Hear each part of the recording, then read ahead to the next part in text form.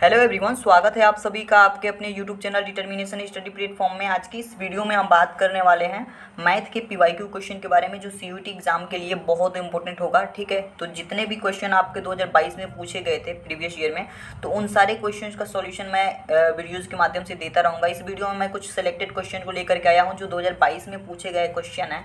इन सारे क्वेश्चन को मैं हिंदी इंग्लिश दोनों लैंग्वेज में बताने वाला हूँ। तो आप जिस भी माध्यम के स्टूडेंट हैं, चाहे आप इंग्लिश के हैं चाहे हिंदी मीडियम के, आपको चीज़ें समझ में आने वाली हैं। ठीक है, और मैथ के क्वेश्चन बेसिकली सबको समझ में आता है, चाहे वो इंग्लिश लैंग्वेज में लिखा हो या किसी भी लैंग्वेज में लिखा हो।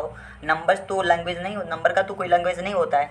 तो आपको चीज़ें सारी समझ में आएंगी। इस वीडियो में शुरू से लेकर के अंत तक बने रहिए। जितने भी क्वेश्चन बताऊंगा उन सबका पीडीएफ भी आपको मिल जाएगा। डिस्क्रिप्शन बॉक्स में व्हाट्सअप नंबर मिल जाएगा मेरा, वहाँ पे मैं आपको लिंक शेयर कर दूंगा बिल्कुल फ्री में। ठीक है, चलिए हम बात करते हैं क्वेश्चन की तरफ चलते हैं। पहला क्वेश्चन हमारे पास है, अंग्रेजी में इसको पढ़ें तो इफ़ इस तरीके का हमारे पास एक मैट्रिक्स दिया गया है, इस मैट्रिक्स के बराबर एक मैट्रिक्स और है, यानी कि इसे अवयव कहते हैं। ठीक है, और then the value of x plus में 2y माइनस का 3z इज। ठीक है, हमारे पास दो मैट्रिक्स दी गई हैं जो आपस में इक्वल हैं और हमें वैल्यू बतानी है इसकी। ठीक है, ये इक्वेशन दी गई है एक, इसकी हमें वैल्यू बतानी है। ठीक है, तो ये क्वेश्चन बड़ा ही सिंपल क्वेश्चन है जो 2022 में पूछा गया था आपके सीयूईटी एग्जाम में। तो आइए हम इसको सॉल्व करके देखते हैं। अगर इसी क्वेश्चन को हम हिंदी में पढ़ें तो हिंदी में दिया गया है, यदि इस तरीके का दो मैट्रिक्स और तो हमें x प्लस 2y माइनस का 3z का मान ज्ञात करना है। ठीक है, अब क्या होगा, ऑप्शन यहाँ पे दिए गए हैं, इन क्वेश्चन को सॉल्व करेंगे। आइए देखते हैं। देखिए, आपको पता होना चाहिए जब भी आप मैट्रिक्स के चैप्टर को पढ़े हैं तो मैट्रिक्स में ये बताया गया है कि जो करेस्पॉन्डिंग एलिमेंट होते हैं, करेस्पॉन्डिंग एलिमेंट जो अवयव में होते हैं वो क्या होते हैं, एक दूसरे के बराबर होते हैं। तो ये इसके बराबर होगा, ये इसके बराबर होगा और ये इसके बराबर होगा। ठीक है, तो x plus Y plus Z बराबर 11 हो जाएगा, x प्लस जेड बराबर 6 हो जाएगा, y प्लस जेड बराबर 8 हो जाएगा। ठीक है, कुछ चीज़ें मैं आपको ट्रिक भी बताते रहूँगा, जहाँ पे आपको क्वेश्चन में ज़रूरत पड़ेगी वहाँ पे मैं ट्रिक के माध्यम से आपको समझाता रहूँगा। यहाँ पे देखिए क्या है, x plus Y plus Z बराबर हमारे पास 11 है। पूरा लिखने की ज़रूरत नहीं है, इक्वेशन बनाने की ज़रूरत नहीं है। ठीक है, बिल्कुल आसानी से करेंगे। x plus Y plus Z बराबर हमारे पास क्या है, 11 है। ठीक है, अब देखिए यहाँ पे हमें दूसरा जो इक्वेशन है इसमें x प्लस जेड बराबर 6 दिया गया है। ठीक है, तो x प्लस जेड, तो x ये है, जेड ये है, x और बीच में प्लस ही है, तो x प्लस जेड की जगह पे हम क्या रख सकते हैं, 6 रख सकते हैं। तो 6 रख देंगे x प्लस जेड की जगह पे, और y है तो y को लिखेंगे ऐसे ही। ठीक है, तो y बराबर हमारे पास 11 हो जाएगा। अब यहाँ से y बराबर निकालेंगे तो ये 11 और माइनस का ये 6 इधर आ जाएगा तो माइनस 6 हो जाएगा, यानी प्लस 6 था यहाँ पे माइनस 6 हो गया।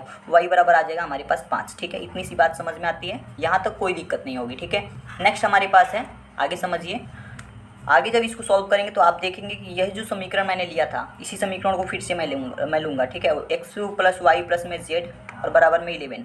अब आप देखेंगे कि जो तीसरा इक्वेशन है y प्लस में z बराबर 8 है। ठीक है, तो y प्लस जेड यानी कि y और z इस दोनों का मान क्या है, 8 है। तो y प्लस जेड की जगह पे अगर 8 रखेंगे तो प्लस में x तो यहाँ पे है ऑलरेडी, बराबर में 11। तो x बराबर निकालेंगे तो 11 माइनस का 8, यानी कि x बराबर हमें क्या मिल जाएगा, x बराबर मिल जाएगा 3। x की वैल्यू क्या मिल गई, 3 मिल गई। ठीक है, अब इसी तरीके से हम z की वैल्यू निकालेंगे, y की वैल्यू निकल गई, x की वैल्यू निकल गई, z की वैल्यू निकालेंगे तो y प्लस जेड बराबर आपको 8 दिया गया है। इक्वेशन नंबर 3 में y प्लस जेड बराबर 8 दिया गया है। तो यहाँ से y की वैल्यू तो 5 प्राप्त है, हमें 5 मिल गई है।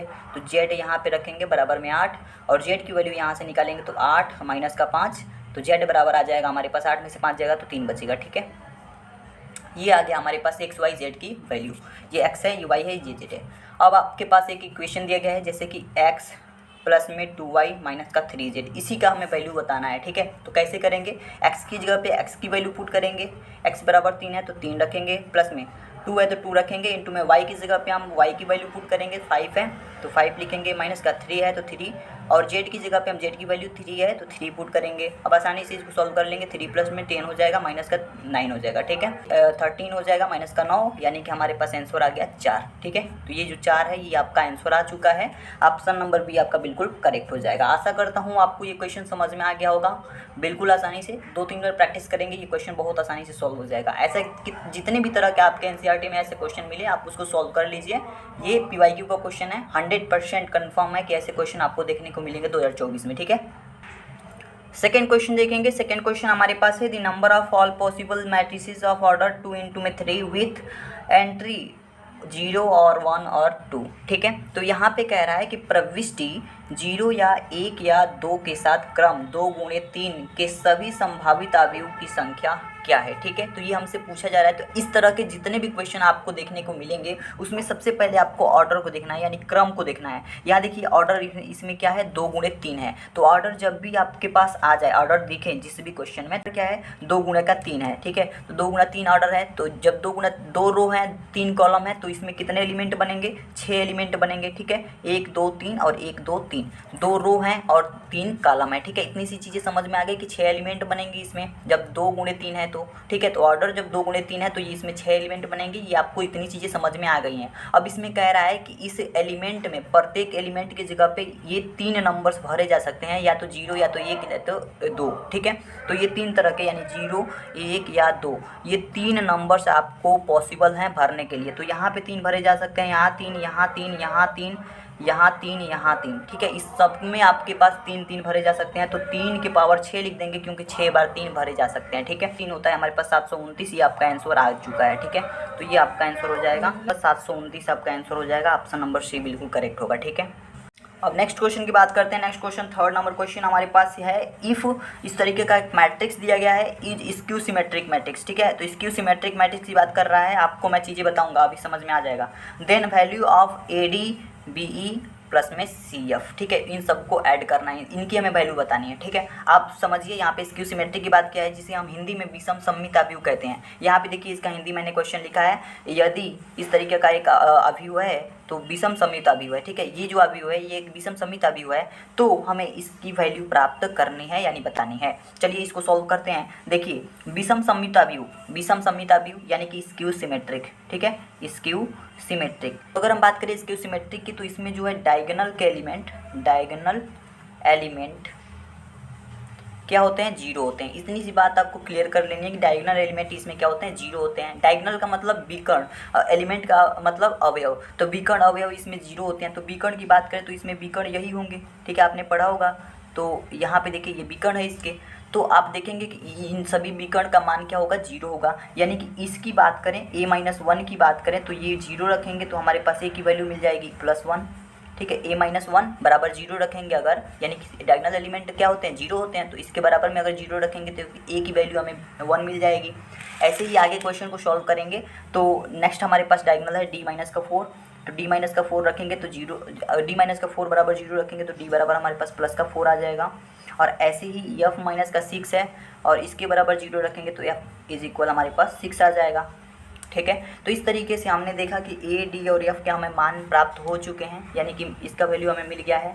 अब हमें क्या करना है, कुछ वैल्यू बची हैं, जैसे कि ये B प्लस में 2 है, C प्लस में 3 है और E प्लस में 5 है। तो यहाँ पे B, C और E की वैल्यू हम ज्ञात कर लेंगे अगर, तो हम आसानी से इसकी वैल्यू ज्ञात कर सकते हैं, ठीक है। तो इसके लिए हमें क्या करना पड़ेगा, इसके लिए आपको एक कंसेप्ट पता होना चाहिए कि AIJ जो होता है ना, अगर इसके ऑर्डर को चेंज कर दिया जाए तो माइनस का AJI हो जाता है, ठीक है। अगर कोई मैट्रिक्स के ऑर्डर IJ हैं तो इनका ऑर्डर अगर चेंज करते हैं, JI करते हैं, तो इसमें माइनस आ जाता है, ठीक है। तो ये हमारे पास ये कंसेप्ट आपको याद रखना है। ये जो चीज़ होती है ये माइनस की हो जाती है। तो अगर हम बात करें B प्लस में 2 की बात करें तो इसका जो ये प्लस का जो 6 है ये इसके बराबर में माइनस का 6 हो जाएगा, ठीक है, इस कंसेप्ट के आधार पे। तो यहाँ से हम B का मान निकाल लेंगे, हमारे पास 2 इधर जाएगा तो माइनस का 8 मिल जाएगा, ठीक है। माइनस का 6 ऑलरेडी था, प्लस का 2 इधर जाएगा तो माइनस का 2 होगा, यानी -6 -2 माइनस का 8 होगा, ठीक है। इतनी सी बात आपको क्लियर होगी। C प्लस में 3 की बात करें तो इसके बराबर में हम ले लेंगे माइनस का 5 को, ठीक है, -5 हो जाएगा इसके बराबर में। केवल 5 नहीं लिखेंगे, माइनस का 5, क्योंकि आपने देखा कि जब हम इसके ऑर्डर को चेंज कर रहे हैं तो यहाँ पे माइनस आ जा रहा है, ठीक है। तो आप देखेंगे कि यहाँ पे C प्लस में 3 बराबर -5 हो गया, तो C बराबर हम निकाल सकते हैं -3, जब इधर जाएगा तो माइनस का 8 आ जाएगा, ठीक है। तो C की वैल्यू भी हमारे पास माइनस का 8 मिल गई है। अब देखिए यहाँ पे थोड़ा सा देख लीजिए, E प्लस में 5 की बात कर रहा है ना, इसमें इस मैट्रिक्स में देखिए E प्लस में 5। अब इसको इसके बराबर लेंगे ना, क्योंकि तो उसके विपरीत अगर ऑर्डर में लेते हैं तो ये 4 जो है माइनस का 4 हो जाएगा। तो यानी कि E प्लस में 5 क्या हो जाएगा, -4 के बराबर हो जाएगा। तो यहाँ से हम E की वैल्यू निकालना चाहें तो माइनस का 4 और यहाँ पे माइनस का 5 आ जाएगा, यानी E बराबर माइनस का 9 आ जाएगा, ठीक है। E बराबर क्या आ गया, माइनस का 9 आ गया।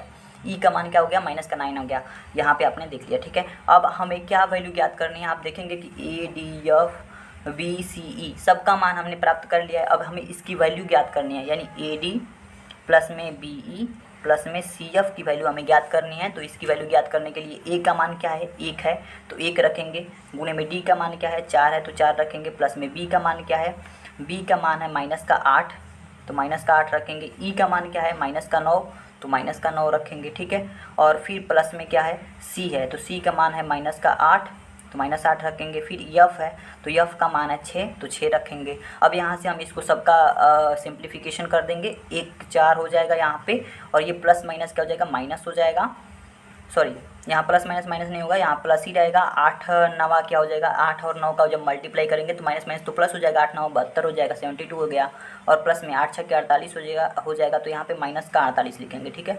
यहाँ प्लस माइनस क्या हो जाएगा, माइनस हो जाएगा। तो 4 प्लस में 72 माइनस का 48 हो गया। तो यहाँ से हम अगर 72 में 4 जोड़ दें तो 76 हो जाएगा, प्लस माइनस का 48 हो जाएगा।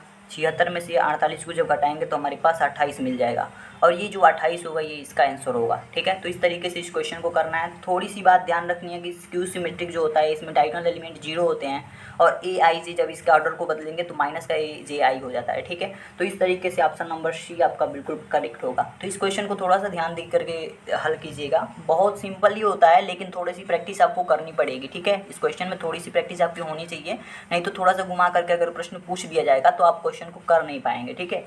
गलत होने के चांसेस इसमें ज़्यादा होते हैं, तो इस बात को ध्यान रखिएगा। नेक्स्ट क्वेश्चन हमारे पास, चौथा क्वेश्चन हमारे पास कह रहा है कि if A and B are symmetric matrices of the same order the A B plus में बी ए इज, ठीक है। इसमें कह रहा है कि ए, यहाँ पे सिमेट्रिक मैसेज की बात क्या है, इसमें हिंदी देख लीजिए, यदि ए और बी एक ही क्रम में सममित अवयव हैं तो ए बी प्लस में बी ए क्या है, क्या ये सममित है, क्या ये विषम सममित है, या सममित का योग है, या आइडेंटिटी मैट्रिक्स है, ये हमसे पूछा जा रहा है, ठीक है। यानी सिमेट्रिक मैट्रिक्स को सममित मैट्रिक्स कहते हैं, स्क्यू सिमेट्रिक को विषम सममित कहते हैं। इस जो भी मैं पढ़ा रहा हूँ इसके पीडीएफ के लिए अगर आप मेरे व्हाट्सएप पे मैसेज करेंगे तो मैं आपको पीडीएफ प्रोवाइड कर दूंगा विद सॉल्यूशन, ठीक है। तो सॉल्यूशन के साथ आपको पीडीएफ मिल जाएगा हिंदी इंग्लिश दोनों लैंग्वेज में। अब देखिए यहाँ पे क्या है, इस क्वेश्चन में कह रहा है कि ए बी और दो क्रम सममित अवयव है, तो हमें ए बी प्लस में बी ए क्या होना चाहिए, क्या ये सममित होगा या विषम सममित होगा, ये हमें बताना है। तो देखिए ध्यान से इस क्वेश्चन को समझिएगा। जब हम ए का ट्रांसपोज करते थे तो हमारे पास ए आता था, जब बी का ट्रांसपोज करते थे तो बी आता था, इतनी सी बात क्लियर है। तो जब हम मान लीजिए इतनी सी बात जब क्लियर है, तो जब हम ए बी और प्लस में बी ए, ठीक है, इनका जब ट्रांसपोज करेंगे हम, ए बी और बी ए का ट्रांसपोज जब करेंगे तो ये हमारे पास क्या आ जाएगा, ए बी का ट्रांसपोज और प्लस में बी ए का ट्रांसपोज, ये होगा कि नहीं, बिल्कुल होगा, ठीक है। ये नियम हमने पढ़ रखा है। अब देखिए आगे, जब हम ए बी का ट्रांसपोज करेंगे तो ये हमारे पास बी ट्रांसपोज ए ट्रांसपोज आ जाएगा, और प्लस में जब बी ए का ट्रांसपोज करेंगे तो ए ट्रांसपोज, यानी कि ये क्रम बदल जाएगा, ए ट्रांसपोज और बी ट्रांसपोज आ जाएगा, ठीक है। अब आप देखेंगे कि यहाँ पे जब हम इसका ट्रांसपोज करेंगे तो ये बी हो जाएगा, बी का ट्रांसपोज बी, यहाँ पे मैंने बताया है बी का ट्रांसपोज बी हो जाएगा, ए का ट्रांसपोज ए हो जाएगा तो ए लिख देंगे, प्लस में ए का ट्रांसपोज ए और प्लस में बी का ट्रांसपोज बी, ठीक है। तो इस तरीके से हमारे पास आ गया बी ए प्लस में ए बी, इसे हम ए बी प्लस में बी ए भी कह सकते हैं, ठीक है, दोनों एक ही है। तो हम यहाँ पे देखेंगे कि हमारे पास पहला जो था ये ए बी प्लस में बी ए था, और इसके बराबर दूसरा भी आ रहा है, इसका ट्रांसपोज करने पर भी सेम आ रहा है, ठीक है, इसका ट्रांसपोज करने पर भी ये दोनों एक दूसरे के इक्वल आ रहे हैं, तो इसका मतलब ये सिमेट्रिक होगा। जब ये इक्वल नहीं आते तो ये स्क्यू सिमेट्रिक होता है, लेकिन जब ये इक्वल आ रहे हैं तो ये सिमेट्रिक होगा। ऑप्शन नंबर आपका फर्स्ट जो है बिल्कुल करेक्ट होगा, ठीक है, ये जो होगा सिमेट्रिक होगा, ठीक है, इस बात को ध्यान रखिएगा। अब नेक्स्ट क्वेश्चन हमारे पास है 5वां नंबर क्वेश्चन है, इफ़ ए इज इक्वल, हमारे पास एक मैट्रिक्स दे रखा है and N belongs to N, ठीक है, इस तरीके से कह रहा है। तो एन जो है हमारे पास यहाँ कह रहा है कि सेट ऑफ नेचुरल नंबर, यानी क्या है, सेट ऑफ नेचुरल नंबर यानी प्राकृतिक संख्याओं का एक समुच्चय है, ठीक है, सेट है। देन ए के पावर एन इज इक्वल होगा, ठीक है, क्या होगा अभी हमें बताना है, ठीक है। देखिए इस हिंदी में पढ़ें तो ए बराबर इस तरीके से दिया गया है और एन बिलोंग्स टू एन है, एन प्राकृतिक संख्या है, तो हमें क्या करना है, देखिए ए के पावर एन बताना है। ए के पावर एन बताने के लिए क्या करेंगे, हमारे पास ए बराबर दिया गया है 1 1 1 1, इस तरीके का एक हमारे पास मैट्रिक्स दिया गया है, ठीक है। अब इसमें आप देखेंगे थोड़ा सा आपको एज्यूम करना है कि ए के पावर जब 2 करेंगे तो हमारे पास क्या हो जाएगा, 2 2 2 2 हो जाएगा, और इसके बराबर अगर लिखें तो इसके बराबर अगर लिखेंगे तो 2a हो जाएगा, ठीक है, ठीक है, इसका मान क्या होगा 2a हो गया, इसके पावर में क्या हो गया 1 हो गया, कुछ नहीं है तो 1 लिख देंगे पावर में, ठीक है। ऐसे ही बात करें हम इसके a के पावर 4 की बात करें तो हमारे पास आ जाएगा 8 दो दूनी 4 दूनी 8, ठीक है। तो 8 8 8 8 आ जाएगा, ठीक है। तो इसकी बात करें तो हमारे पास a के पावर 3 करें तो हमारे पास 2 के पावर 3 होगा, ठीक है, सॉरी 2 के पावर 3 हो जाएगा और उसके बाद से a हो जाएगा, ठीक है, क्योंकि 2 दूना 4 दूना 8, तो 8 है, तो यहाँ पे 2 के पावर 3 a कर देंगे। ऐसे ही a के पावर 8 निकालें तो 8 दूना 8 हटाएं 64 और 64 दूना हमारे पास होता है 128, तो 128 128 128 128 ये आ जाएगा, ठीक है। तो ये 128 आ गया तो 2 के पावर 7 हो जाएगा, 2 दूना 4 दूना ऐसे करके 7 बार करेंगे तो 128 आएगा और इंटू में a आ जाएगा। आप इसमें कुछ आपको दिखाई दे रहा होगा, कुछ यहाँ पे जादूगरी हो रही है कि यहाँ पे 2 है तो यहाँ पे 1 आया, यहाँ 4 है तो यहाँ पे 3 आया, यहाँ पे 8 है तो यहाँ पे 7 आया, यानी कि क्या हो रहा है, यहाँ पे 1 कम आ रहा है, ठीक है। 8 है तो 7 आ रहा है, 1 कम आ रहा है, a के पावर 4 है तो 3 आ रहा है, 1 कम आ रहा है। इसका मतलब कि यहाँ पे a के पावर अगर यन हमें बताना है, a के पावर अगर यन बताना है तो आप बता सकते हैं कि यहाँ 2 2 तो आया है, लेकिन 2 के पावर में जो यन है यानी कि a के पावर में जो था उससे 1 कम आया है, तो 2 के पावर में n-1 हो जाएगा और उसके बाद से सब में a का मल्टीप्लाई है तो a आना चाहिए, ठीक है। तो a के पावर n बराबर 2 के पावर n-1, कहीं ना कहीं ये जो ऑप्शन है सही होना चाहिए, यही सही होगा, ठीक है। तो a के पावर n बराबर क्या हो जाएगा, 2 के पावर n-1 इंटू में a, ठीक है। तो ऑप्शन नंबर आपका सी बिल्कुल करेक्ट हो जाएगा, आप देख पा रहे हैं, तो ये ऑप्शन बिल्कुल करेक्ट हो जाएगा। इस क्वेश्चन में थोड़ी सी आपको प्रैक्टिस लगेगी, थोड़ा सा आपको ध्यान देना है, बड़ा सिंपल क्वेश्चन था और आशा करता हूँ ये 5 क्वेश्चन आपको अच्छे से समझ में आ गया होगा, ठीक है। इस वीडियो में हम 5 क्वेश्चन नहीं रहने देते हैं, नेक्स्ट वीडियो में भी हम 5 क्वेश्चन लेकर के आएंगे। ऐसे करके 2022-2023 के सारे क्वेश्चन का हम निपटारा कर देंगे, जिससे कि आपका जो CUT का एग्जाम है आपके लिए बहुत आसान हो जाएगा, ठीक है। तो अगर आपने अभी तक चैनल को सब्सक्राइब नहीं किया तो प्लीज़ चैनल को सब्सक्राइब कर लीजिए। मिलते हैं नेक्स्ट वीडियो में, तब तक के लिए धन्यवाद।